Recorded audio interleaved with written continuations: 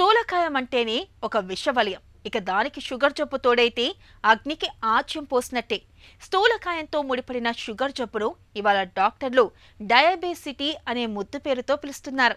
శరీర బరువు, ఎత్తుల నిష్పత్తిని తెలిపే BMI సూచి 30ని దాటి ముందుకెళ్తున్న కొద్దీ స్థూలకాయంతో పాటు షుగర్ ముప్పు కూడా పెరుగుతూ పోతూ ఉంటుంది. ఓవైపు ఒబెసిటీ, మరోవైపు డయాబెటిస్. ఇవి రెండూ జత కలిస్తే మన ఒంట్లో తలెత్తే విపరిణామాలు ఎలా ఉంటాయో, వాటికెలా అడ్డుకట్ట వెయ్యాలో ఇప్పుడు తెలుసుకుందాం.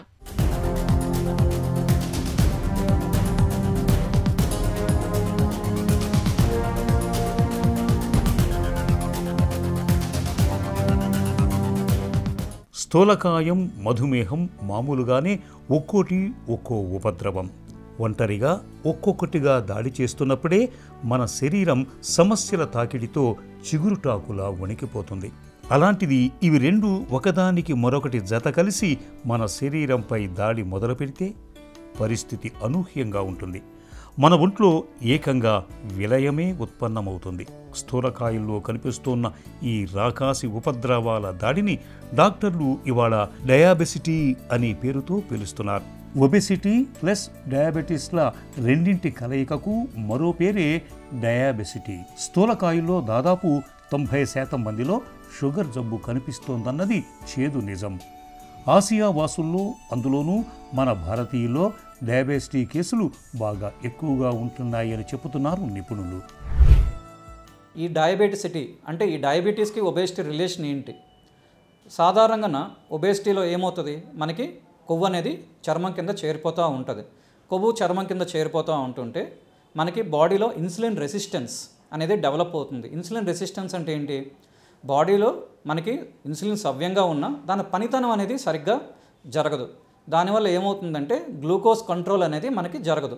డయాబెటీస్ రిలేటెడ్ కాంప్లికేషన్స్ అనేది మనకి బ్రెయిన్ నుంచి కింద కాలు వరకు అన్ని సిస్టమ్స్ అనేవి మనకి ఇన్వాల్వ్ అవుతాయి. బ్రెయిన్ స్ట్రోక్స్ రావడం, లేదా కంటి చూపు తగ్గిపోవడం, లేదా టేస్ట్ పోవడం, లంగ్ ఊపిరితిత్తుల సమస్యలు రావడం, గుండె సమస్యలు రావడం, లివర్ సమస్యలు రావడం, కిడ్నీ సమస్యలు రావడం, కాలు వేలిపోవడం, కాలు నల్లగా మారిపోవడం, ఇవన్నీ కూడా మనకి డయాబెటీ రిలేటెడ్ కాంప్లికేషన్స్ మాట. ఒబేసిటీ, సో ఈ రెండు ఎప్పుడు ఉన్నప్పుడు ఇంకా రిస్క్ అనేది ఎప్పుడు పెరిగిపోతూ ఉంటుంది. ఒబేసిటీ వల్ల ఏమవుతుంది, ఆయాసం వస్తూ ఉంటుంది.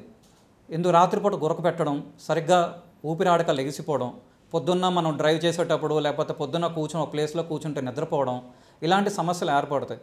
ఊబకాయం అంటే బరువు ఎక్కువ ఉంటే ఏమవుతుందంటే మోకాల మీద మనకి ప్రెషర్ పడడం వల్ల మోకాలు అరిగిపోతాయి. దానివల్ల మోకాలు నొప్పులు గట్రా వచ్చే అవకాశం ఉంటుంది.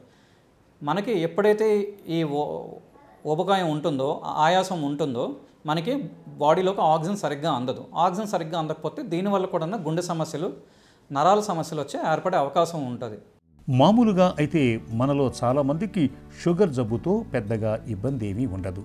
వేళకు మందులు వేసుకుంటూ, ఆహారంలో పథ్యాలు పాటిస్తూ, కొద్దో గొప్పో వ్యాయామం చేస్తుంటే సరిపోతుంది. రక్తంలో షుగర్ లెవెల్స్ చక్కగా అదుపులో ఉంటాయి. కానీ స్థూలకాయంలో మాత్రం షుగర్ జబ్బు ఒక పట్టాన అదుపులోకి రాదు.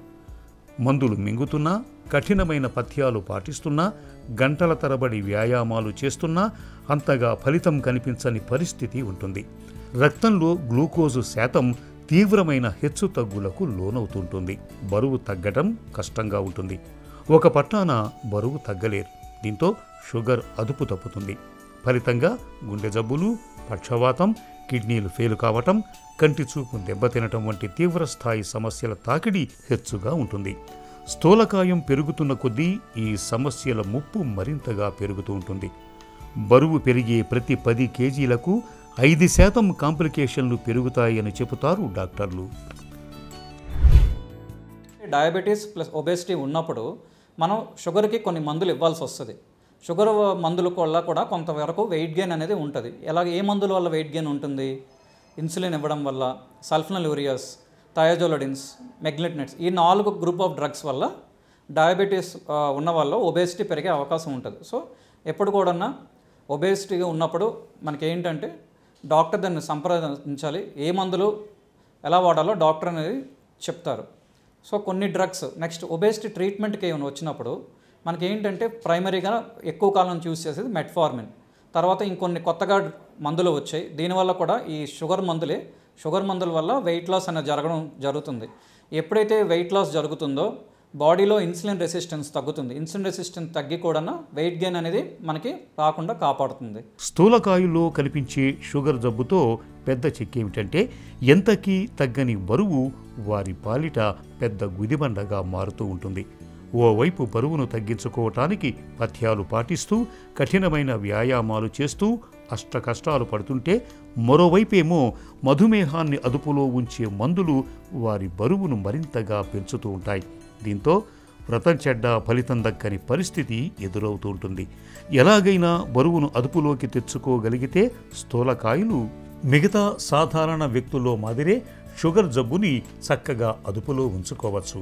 సంప్రదాయ ఆహారపు అలవాట్లను పాటిస్తూ శరీర తత్వానికి తగ్గట్టుగా అనుకూలమైన వ్యాయామాలు చేయటం వల్ల చాలా వరకు బరువును అదుపులో ఉంచుకోవచ్చు. ఆహార వ్యాయామాల విషయంలో ఎన్ని జాగ్రత్తలు తీసుకున్నప్పటికీ బరువు అదుపులోకి రానప్పుడు బరువును తగ్గించే బేరియాట్రిక్ సర్జరీల సాయం తీసుకోవటం మేలు. ఎప్పుడు సర్జరీస్ ఎప్పుడు చేస్తాము? అన్ని వేళ ఒబేసిటీ ఉన్నప్పుడు సర్జరీస్ అవసరం ఉండదు. ఎప్పుడైతే మన ఈ బాడీ మాస్ ఇండెక్స్ గురించి ఇందాక మాట్లాడుకున్నామో, ఆ బాడీ మాస్ ఇండెక్స్ 35 నుంచి 40 మధ్యలో ఉంటే అప్పుడు సర్జరీస్ లేదా balloon therapies, endoscopic balloon therapies.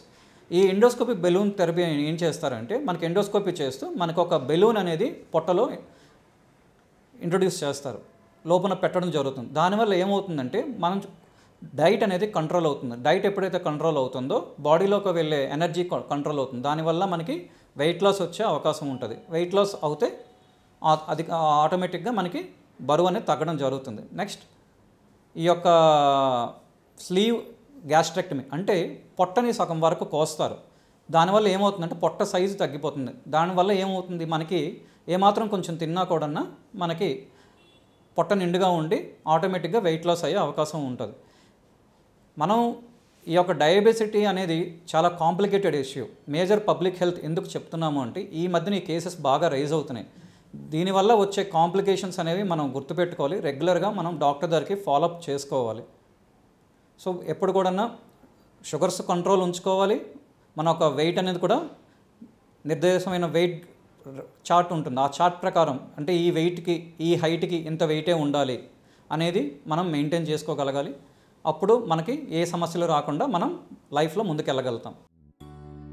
ఊబకాయం ఓ ఊబి లాంటిది. ఒక్కసారి అందులోకి జారిపోవటం మొదలైతే మన జీవితం అదుపు తప్పి ప్రమాదాల బాట పట్టినట్టే.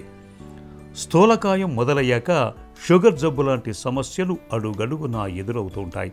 కాబట్టి సమస్యల సాలెగూడు లాంటి స్థూలకాయంలో చిక్కి విలవిల్లాడే కంటే అసలు స్థూలకాయం రాకుండా చూసుకోవటమే ఉత్తమం. పాలిష్డ్ ఆహారాలకు, ఫాస్ట్ ఫుడ్స్కు మితిమీరి అలవాటు పడకుండా ఉండాలి. అన్ని రంగులతో కూడిన సమతులాహారాన్ని తీసుకోవాలి. నిత్యం కనీసం గంటపాటైనా వ్యాయామం చేయటాన్ని అలవాటుగా మార్చుకోవాలి. ఇలా అన్ని రకాలుగా జాగ్రత్తలు తీసుకోవటం ద్వారా ప్రమాదకరమైన డయాబెసిటీని మనం చాలా వరకు దూరంగా పెట్టొచ్చు.